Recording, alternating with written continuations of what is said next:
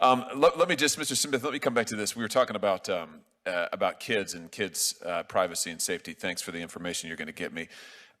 Let me give you an opportunity, though, to maybe make a little news today in the best possible way. 13, the age limit for Bing's chat, that's such a young age. I mean, listen, I've got 3 kids at home, 10, 8, 2 are my kids. I don't want my kids to be interacting with chatbots anytime soon at all, but 13 is so incredibly young. Would you commit today to raising that age?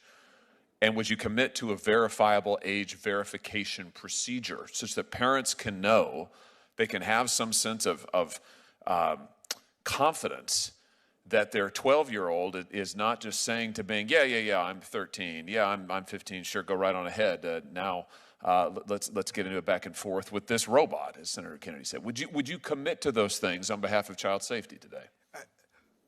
Look, as you can imagine, the teams that work at Microsoft let me go out and speak, but they probably have one principle they want me to remember. Don't go out and make news without talking to them first. But you're the boss.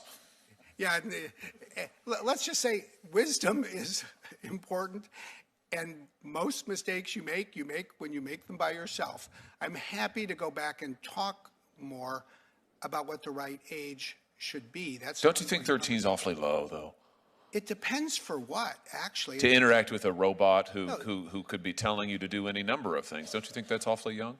Not necessarily. Let me describe the scenario. When I was in Seoul, Korea, a couple of months ago, we met with the Deputy Prime Minister, who's also the Minister of Education. And they're trying to create, for 3 topics that are very objective, math, coding, and learning English, a digital textbook with an AI tutor. So that if you're doing math and you don't understand a concept, you can ask the AI tutor to help you solve the problem. And by the way, I think it's useful not only for the kids, I think it's useful for the parents. And I think it's good. Let's just say a 14-year-old. Let's say, what's the age of 8th grade algebra? Most parents, I found when my kids were in 8th grade algebra, I tried to help them with their homework. They didn't believe I ever made it through the class. I think we want kids in a controlled way with safeguards to use something that way. But we're not talking here about tutors. I'm talking about your AI chat, Bing chat. I mean, famously earlier this year, your chatbot, you had a technology writer for the New York Times who wrote about this. I'm looking at the article right now. Your chatbot was urging this person to break up his marriage. I'm not Do we sure. want 13-year-olds to be having those conversations? No, of course not. Okay. Which is well, will you commit to raising the age? I actually don't want Bing Chat to break up anybody's marriage. I don't either. So, but that. There may be some exceptions. Yeah, but we're not going to make the decision on the exception. No, but it goes to we have multiple tools. Age is a very red line. It is a very red line. That's why I like it. And my point is, there is a safety architecture that we can apply to bring them. But your safety architecture didn't stop an adult, didn't stop the chatbot from having this discussion with an adult in which it said you don't really love your wife, your wife isn't good for you, she doesn't really love you. Now, can you imagine? This is an adult. Can you imagine the kind of things that your chatbot would say to a 13-year-old? I mean, I'm serious about this. Do you really think this is a good idea? Yeah, but look, wait a second. Let's put that in context. At a point where the technology had been rolled out for only 20,000 people, a journalist for the New York Times spent 2 hours on the evening of Valentine's Day ignoring his wife and interacting with a computer, trying to break the system, which he managed to do. We didn't envision that use, and by the next day we had fixed it. Are you telling me that you've envisioned all the questions that 13-year-olds might ask, and that I, as a parent, should be absolutely fine with that? Are you telling me that I should trust you in the same way that the New York Times writer did? What I am saying is, I think as we go forward, we have an increasing capability to learn from the experience of real people and put the right guardrails. That's what worries me. That's exactly what worries me. Is what you're saying is we have to have some failures. I don't want 13-year-olds to be your guinea pig. I don't want 14-year-olds to be your guinea pig. I don't want any kids to be your guinea pig. I don't want you to learn from their failures. You want to learn from the failures of your scientists? Go right ahead. Let's not learn from the failures of America's kids. This is what happened with social media.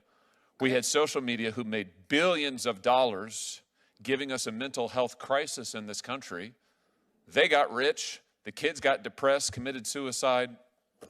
Why would we want to run that experiment again with AI? Why not raise the age? You can do it. We shouldn't want, first of all, we shouldn't want anybody to be a guinea pig.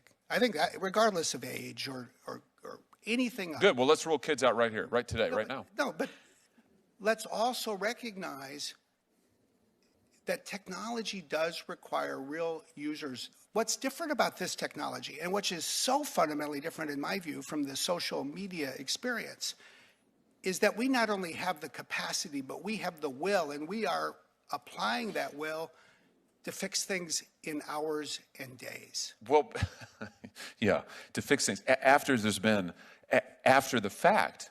I mean, I'm sorry, it just sounds to me like you're boiling it down. You're saying, trust us. We're gonna do well with this. I'm just asking you why we should trust you with our children. I'm not asking for trust, although I hope we will work every day to earn it.